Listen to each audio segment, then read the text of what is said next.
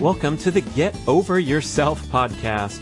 This is author and athlete Brad Kearns, discovering ways to be healthy, fit, and happy in hectic, high-stress modern life.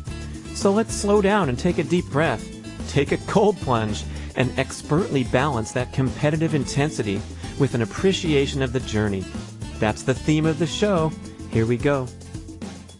The Get Over Yourself podcast is brought to you by Almost Heaven, beautiful compact home use sauna kits, ancestral supplements, grass-fed organ meats in a capsule, DNA Fit, genetic testing for custom diet and exercise recommendations, Integro Health, high-potency liquid probiotic called Flourish, Organifi, organic powdered superfoods, delicious green, gold, and red powders, Wild Idea Buffalo, sustainable, grass-fed, beyond organic, and check out the bradkearns.com/shop page. That's my personal selection of favorite products for health, fitness, and peak performance. And here we go with the show. The wonderful thing that I now piggyback on to the back of the flexibility mobility drills is the chest freezer cold plunge. So I finish my sequences, I go right downstairs, I'm on autopilot like a robot because I don't want to think about whether I'm motivated to go jump into a chest freezer filled with 36 to 38 degree water and sit in there for what's now about 5 or 6 or 7 minutes.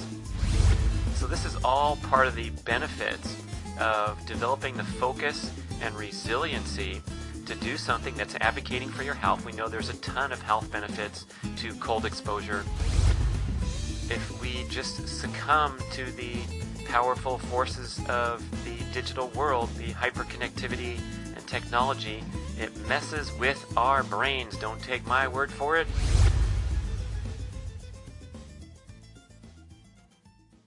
People, I've discovered an awesome new workout program that gets you results in 8 minutes. Yes, an 8-minute workout. And don't laugh, because the science supports the assertion that a properly conducted high-intensity workout lasting only 8 minutes with less than a minute of explosive sprinting effort can deliver more benefits and less downside risk than a pattern of much longer, more depleting cardiovascular workouts.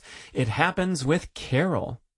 That stands for Cardiovascular Optimized Logic, an artificial intelligence-powered interactive exercise bicycle that learns to apply the exact resistance you need to get fitter over time. Basically, the template workout is you warm up, hit an all-out 20-second sprint, recover for a few minutes, blast another 20-second sprint, and cool down. The guy on the Carol Fit AI website is wearing a suit and tie because the workout's too short to sweat.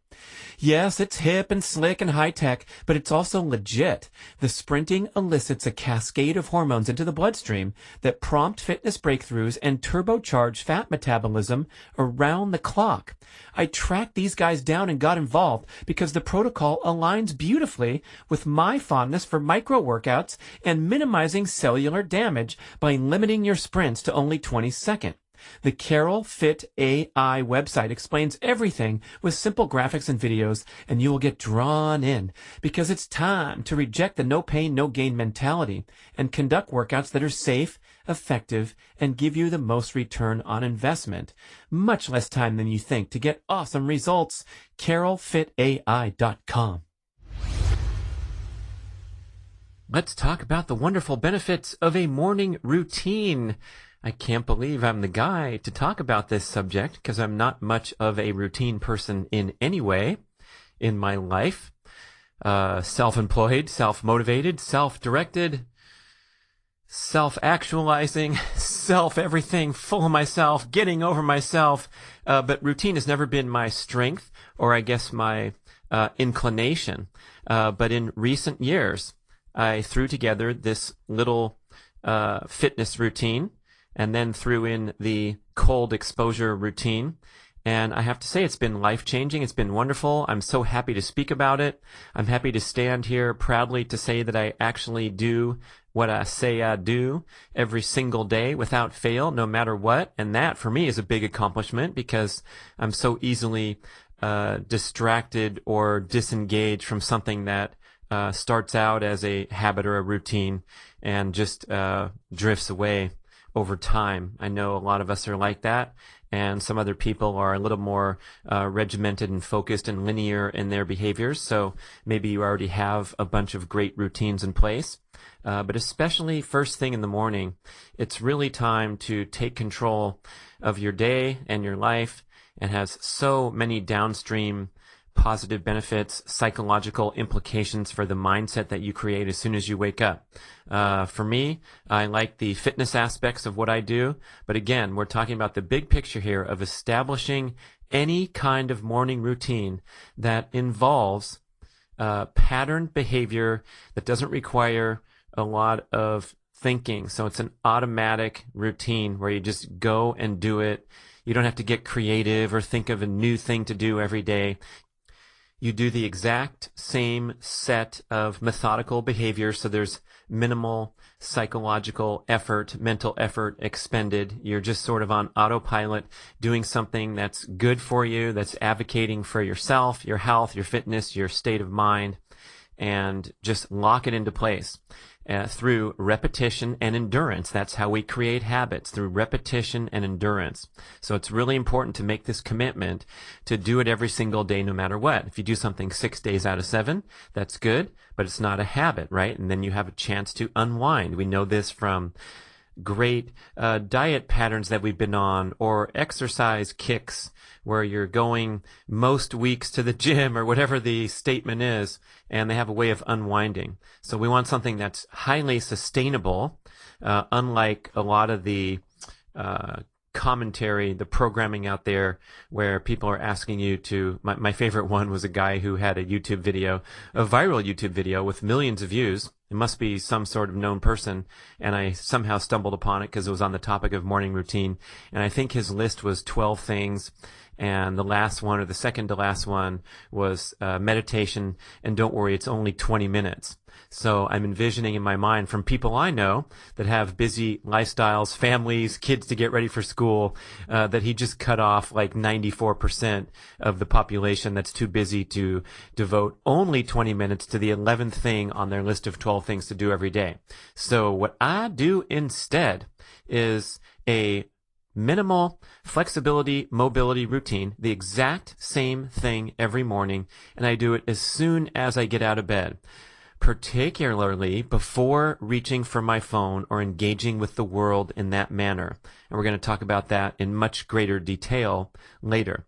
So this is the key factor, that I do it as soon as I wake up. You can see my YouTube video. It's called Brad Kearns Morning Routine, and I'm doing the sequences of flexibility, mobility drills in bed. That's how I started out, and then one day I discovered that it was way more difficult, a much better core exercise to do these leg swings and core movements on the ground. So now I'm on the ground. So sorry about the video, but when you squish into a bed, everything's so much easier. I want to get much better muscle stimulation. So I drop to the floor. I actually stick my head into the corner against the corner wall of the bedroom so that I have room to go splaying my legs around, not disturbing me more, not disturbing the furniture, right? And so I do these sequences of hamstring raises and leg kickouts, hamstring kickouts I call them, where one leg's straight going up and down, the other leg's kicking out to the side. I switch sides, do 35 of each. Then I do 20 frog legs forward, 20 frog legs backward. Then I do 25 scissor kicks in the air. Then I do 20, people call them mountain climbers, where I'm kind of running in place with my toes pointed in one direction. Then I have 20 with toes pointed in the other direction. And I'm rushing through this because you can see this all on the video. And you can devise your own drills and sequences that work toward perhaps your fitness goals, in my case, because I'm trying to prepare for sprinting. So this particular routine develops hamstring flexibility, hip flexor mobility, core strength, things like that. But you can easily do the yoga sun salute routine, where you're doing the pattern sequences of movements. That's very familiar to yoga class. Something that gets the blood flowing and the oxygen circulating, and it's a wonderful wake-up call to do this. My thing that lasts for about 12 minutes is really a pretty awesome core exercise, because the whole time my legs are slightly in the air, so I'm gauging my core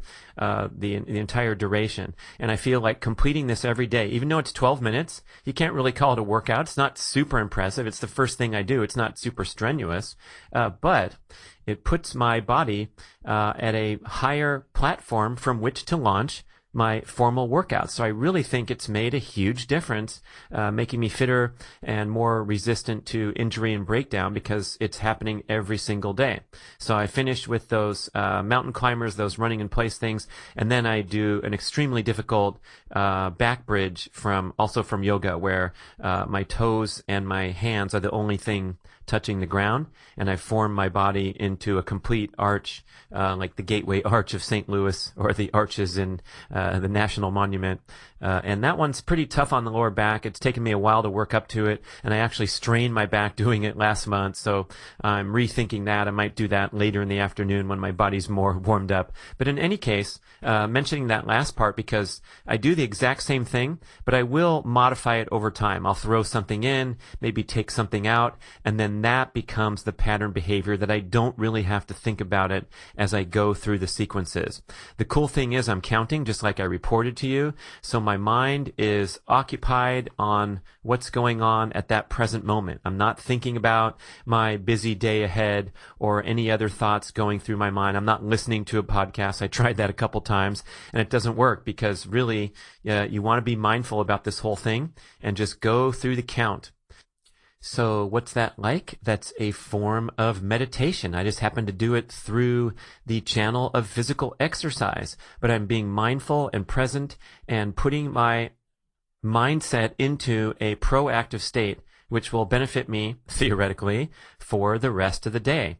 The wonderful thing that I now piggyback on to the back of the flexibility mobility drills is the chest freezer cold plunge. So I finish my sequences, I go right downstairs, I'm on autopilot like a robot, because I don't want to think about whether I'm motivated to go jump into a chest freezer filled with 36 to 38 degree water and sit in there for what's now about 5 or 6 or 7 minutes.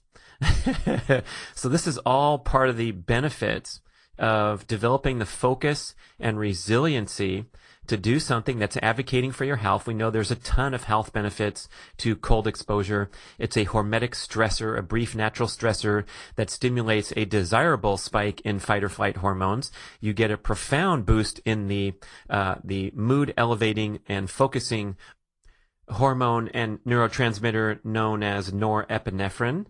There's a lot of content about this on the Mark's Daily Apple article, the maybe not so definitive guide to cold exposure, so go read that. Tremendous detail about the scientific benefits of cold exposure. Vincent van Gogh was treated with cold therapy throughout his adult life for his anxiety, depression conditions, and it's a known cure, instant cure for anxiety. When you plunge yourself into cold water, you get that fight or flight response that changes your hormone chemical balance in your bloodstream, and you get that refreshing burst of energy, alertness, and mood elevating experience. There's a great research paper delivered by Dr. Rhonda Patrick. You can find it for free at foundmyfitness.com. It's 20, 30 pages full of great content and scientific study about cold exposure.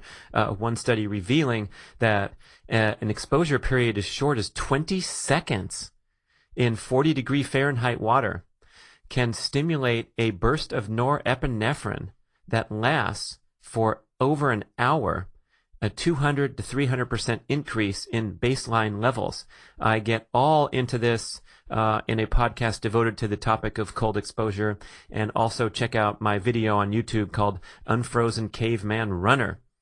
That's not an everyday morning routine, but quite often I will do the Unfrozen Caveman Runner strategy, where I get out of the chest freezer and immediately put on my running shoes and start jogging down the road in an effort to re-warm. And while I'm on this norepinephrine high, I rewarm my body. It takes about 30 minutes to get my muscles and joints and everything feeling good. A very slow jog so I don't risk injury or anything. But then when I'm in this elevated hormonal state and my body is warmed up, I go over to the track and do some sprints, and I feel absolutely fantastic because I'm on this high created by the cold exposure, the hormetic stressor of cold exposure. So it's a really fascinating topic if you're an athletic type and looking for a way to get in the optimal peak performance mindset for a sprint workout. Pretty elaborate because you got to go sit in the chest freezer, then you definitely got to warm up, but there really is something to it, and it's just some interesting cutting edge science. But back to the topic of morning routines. So I finished my flexibility mobility drills. I finished my cold exposure. I'm feeling great. I guess I feel like I accomplished something. I knocked off some things on the to-do list, on the checklist, advocating for my health. And it's wonderful to have a little sense of control, especially today, I think, because so many things get away from us, right? We get so overwhelmed as a routine matter of daily life and hyperconnectivity and the constant acceleration of the information economy where we can process and become exposed to so much information throughout the course of a day. So especially when I'm sitting in that tub, and like I said, when I'm walking down the stairs, I'm trying not to question or assess my level of motivation. I'm just trying to go without thought in a robotic manner, pattern behavior. Tony Robbins, who's a big cold plunge enthusiast, calls it, quote, "My mind is telling my body what to do," end quote. That's why he loves the cold exposure every day, is just gaining control over those faculties. So what I feel like when I'm in there, and I'm fond of pausing on a breath cycle, so I'll exhale and just hold the exhale for a while, or I'll inhale and hold the inhale for a while. Not too long, because I don't want to pass out in 34 to 36 degree water, so be wary trying this at home. But when I'm in that state where I'm holding my breath and controlling my breath, I actually experience the power of overcoming the cold, because I sense that I'm impervious to the cold when I am in total control of my breath. And I know this is getting down the Wim Hof road, which is the essence of his approach, where by taking control of your breathing, you can perform incredible superhuman feats. Listen to my show with Scott Carney, the author of the book, What Doesn't Kill Us. He went through the Wim Hof training regimen as a huge skeptic. That's his specialty, is exposing, uncovering frauds and gurus and things like that as an investigative journalist. And he went all in with this Wim Hof program, and in a week he was able to overcome the usual challenges of cold weather and climb a snowy mountain in Poland in the winter, wearing nothing but running shorts and sneakers. So it's pretty powerful stuff when you get into it, and I'm into it in a very minor way, so I don't want to profess myself to be an expert, but I can get a sense of this extraordinary Wim Hof performance when I'm sitting in the tub and feeling like I can't even tell what temperature the water is. I'm just sitting in there, and I got no care in the world until I start breathing again and finishing my sequence, getting out, and it's a really nice morning experience. What's so important about this whole thing? Well, if we just succumb to the powerful forces of the digital world, the hyperconnectivity and technology, it messes with our brains. Don't take my word for it. There's a psychiatrist named Dr. Nicole Benders-Hadi, a great article featuring her. I believe it was on the medium.com, one of my favorite places to read interesting stuff on topics of your particular interests. So some of this is quoting from the article. But she claims that starting your day by reaching for your phone, something that Adweek reports 80% of smartphone users between the ages of 18 to 44 do the very first thing in the morning. They wake up and reach for their phone. 80% of people. Scary. Because when you reach for your phone right away, you will start your day in a way that's more likely to increase stress and leave you feeling overwhelmed. quote from Dr. Bender's-Hadi. The information overload hits you before you're fully awake and also interferes with your ability to prioritize tasks. Remember the show I did about disciplined use of technology, and quoting this interesting guy named Tristan Harris, who is a former design ethicist at Google, kind of creating your experience on the internet, and now doing this wonderful philanthropic work. He's the co-founder of the Center for Humane Technology. He was also quoted on this topic of reaching for your phone first thing in the morning.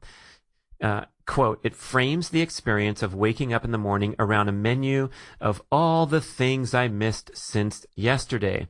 This could make you less productive overall for the rest of your day because you're getting into that disease state of FOMO, fear of missing out. Listen to my show with Dr. Ron Sinha, who takes care of large employee groups in Silicon Valley.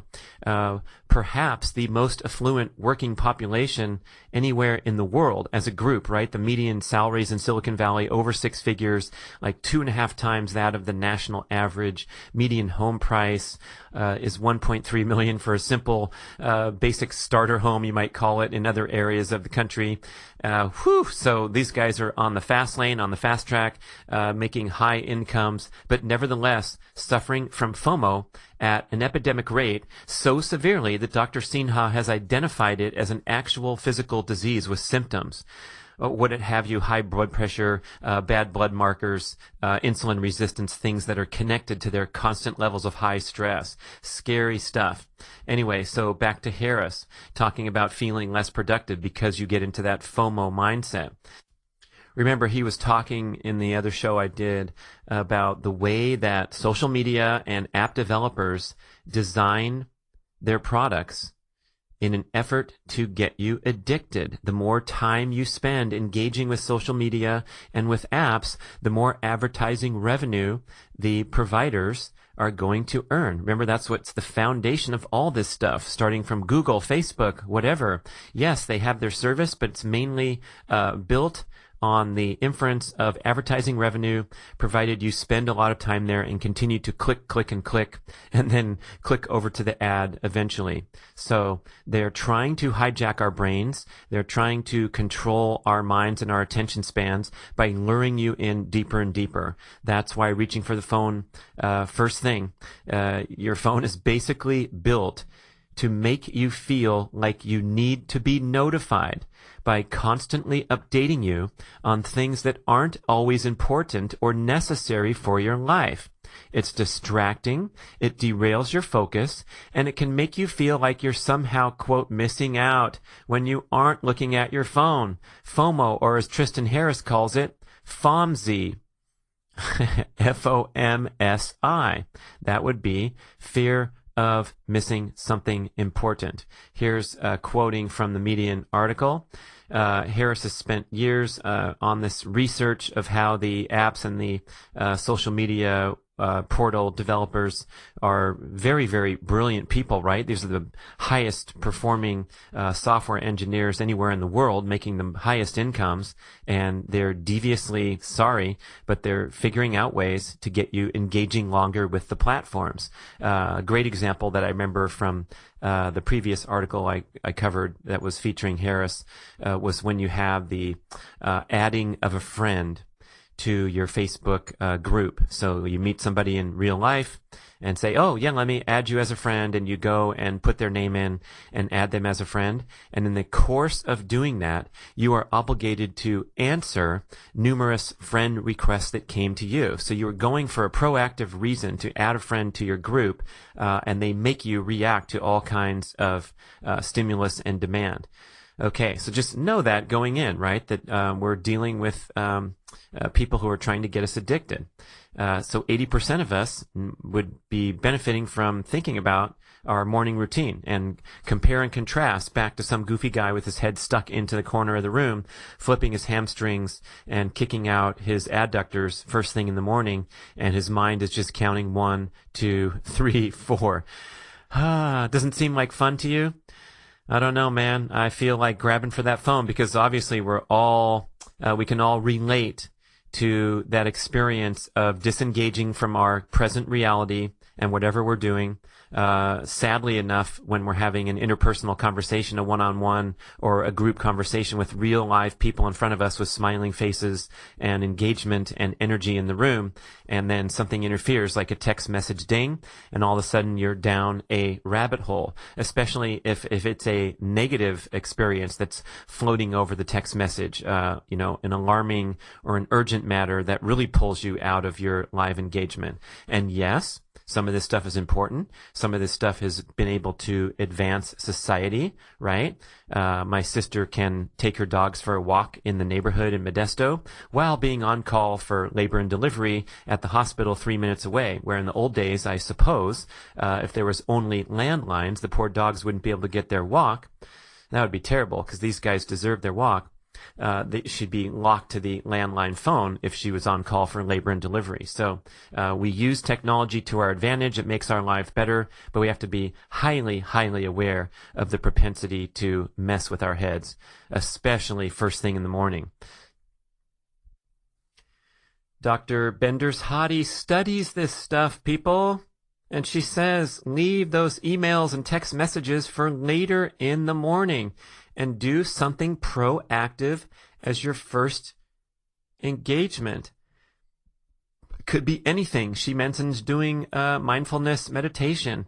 The author of the article is talking about doing some morning stretches, having a nice cup of coffee. Mark Sisson on his Day in the Life of Mark Sisson video, and reporting in his books that he does the crossword puzzle in the newspaper. So he's engaging his brain. He's doing something fun and stimulating and creative, but it's not the firestorm that is the email inbox. Sipping a cup of coffee, working on the crossword puzzle, and yes, that contributes to peak performance over the ensuing hours. And in my personal case, I believe that if I can accomplish my morning flexibility mobility routine in my cold plunge, it will carry over into increased focus and discipline for the rest of the day. And ability to resist distraction and disengagement for whatever reason.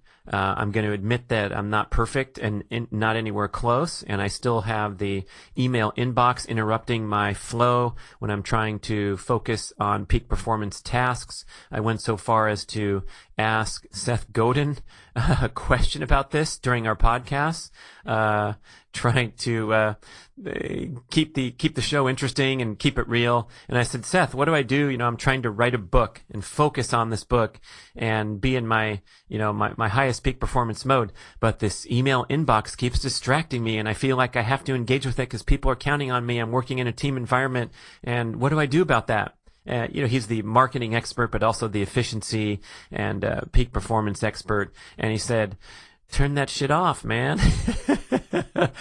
And that was it.